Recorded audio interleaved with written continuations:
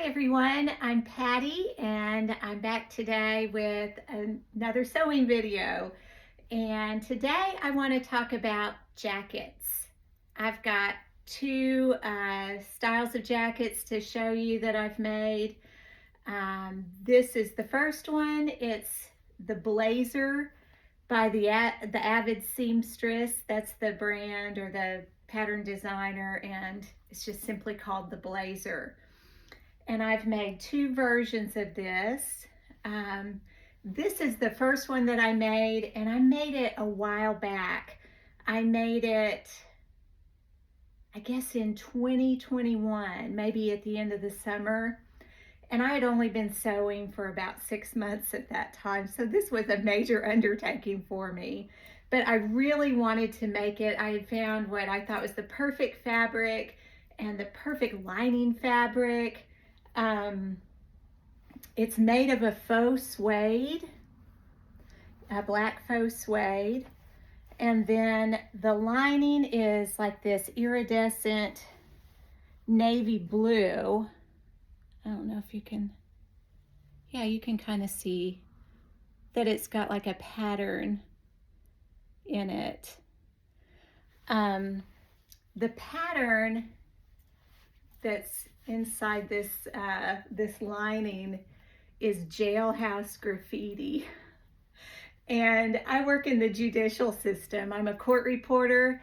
I don't do criminal court, but I work in the courts nonetheless, and I thought this was kind of a fitting, this was kind of an homage to my profession, I suppose. And so I thought, this suede, faux suede, and then this blue line would be just beautiful together. I can wear this with like a band t-shirt and leggings like I've got on now. I can dress this up and wear it with a skirt and a blouse, so that it's more formal, and I can wear it to court like that. It looks great with jeans. I prefer the sleeves rolled up on this one because I like to show that lining. I would say this is a good first kind of semi-tailored blazer for someone to sew. Like I said, I did this 6 months into my sewing journey, and it took some work, and it took probably a month to do because I went really slowly with it. I did sew a toile, which is a mock-up out of just plain muslin. I didn't do the lining part, but I did everything else so I could, see about the sewing the collar, which was tricky. That's probably the trickiest part of this, and the set-in sleeves. But I did it, and it worked out great. The only changes I made from my mock-up to the actual final garment, I did add about 1 inch to the length, overall length. There was like a line in the pattern where you could add or subtract length, and I added about 1 inch because I wanted it kind of long. I wanted it to cover my bum, and I just kind of like a long oversized blazer. It's kind of 80s, but I'm a child of the 80s, so there you go. One thing that makes this an appropriate, I'd say, beginning semi-fitted blazer or semi-tailored blazer is there are no buttons and buttonholes that you have to worry about. And the pocket is a really clever, easy pocket. It's hard to see on this one, but you'll be able to see it on my second version.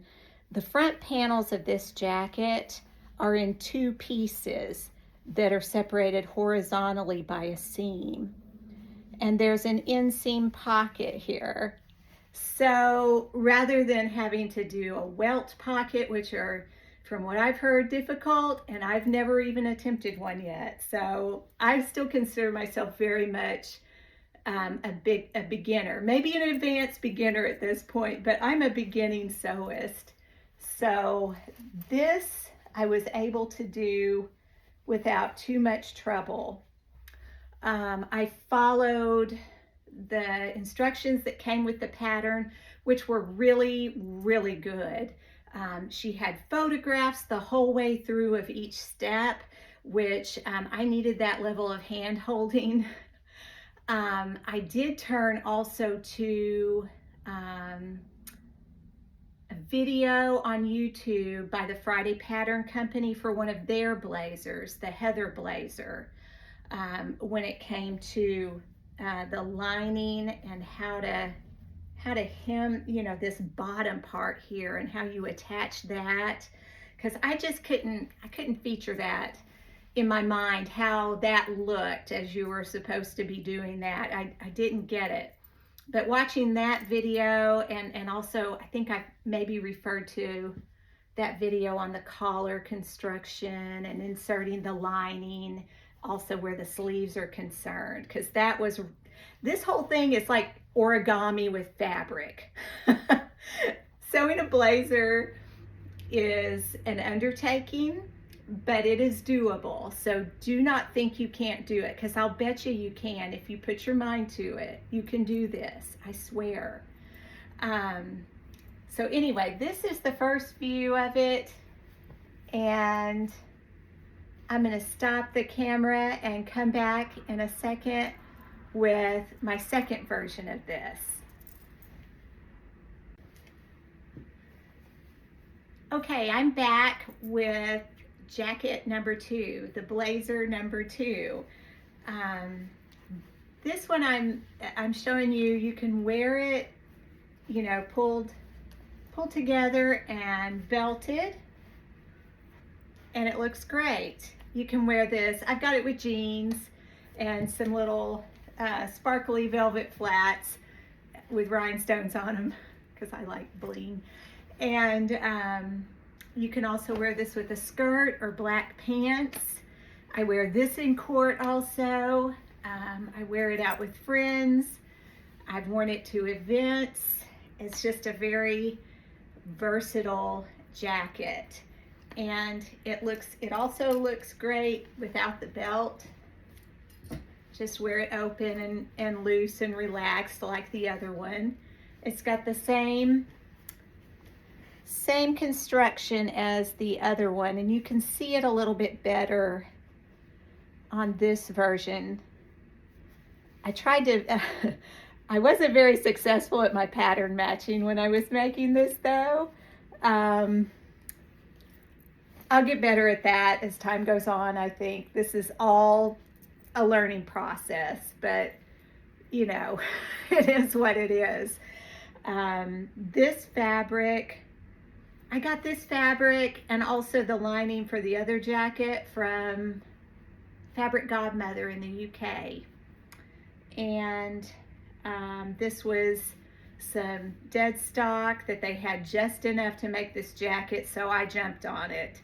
I don't know if you'll be able to find this anywhere again, but I really love this print with this woman winking, and then the coral snakes and the wilted flowers. I don't know, it's just kind of creepy and edgy and fun.